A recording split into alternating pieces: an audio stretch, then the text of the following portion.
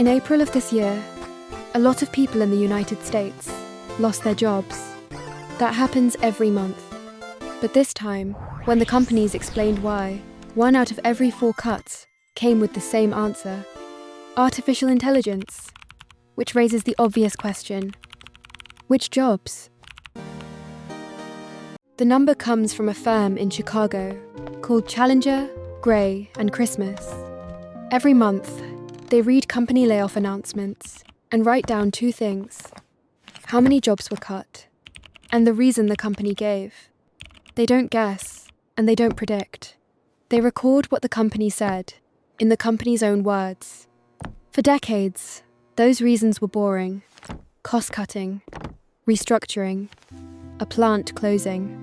In April, the total number of announced cuts jumped about 38% from the month before, and roughly 26% of them named artificial intelligence.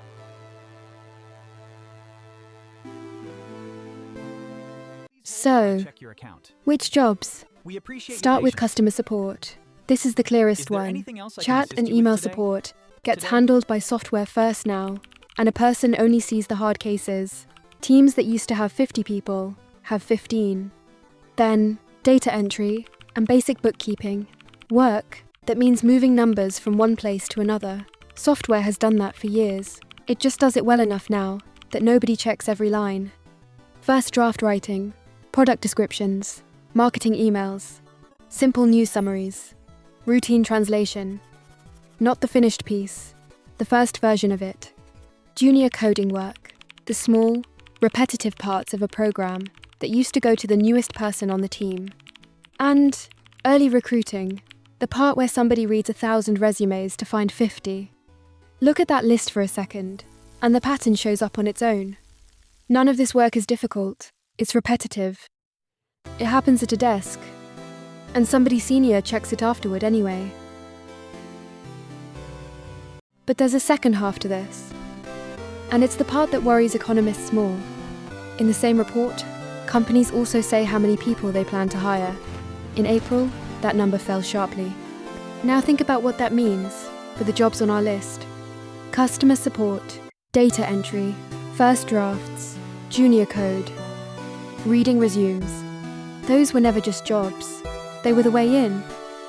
You started there, you learned how the business worked, and you moved up. When a company lets someone go, you see it. It's news. When a company decides not to open that position at all, nothing happens. No announcement, no headline, no name. So, the jobs on the list aren't only being cut. They're quietly not being created.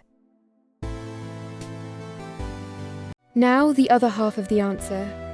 The work that isn't going anywhere looks completely different. Nurses, electricians, plumbers, teachers, anything that needs hands, or a room, or a person standing in front of you. And at a desk, the work that holds up is the work where somebody has to decide and be responsible when the decision turns out to be wrong.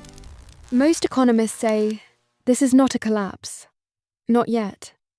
The overall net loss is still small next to the headlines. A slow leak, not a flood. But it's a leak in one specific place. Not the top of the ladder, the bottom rung.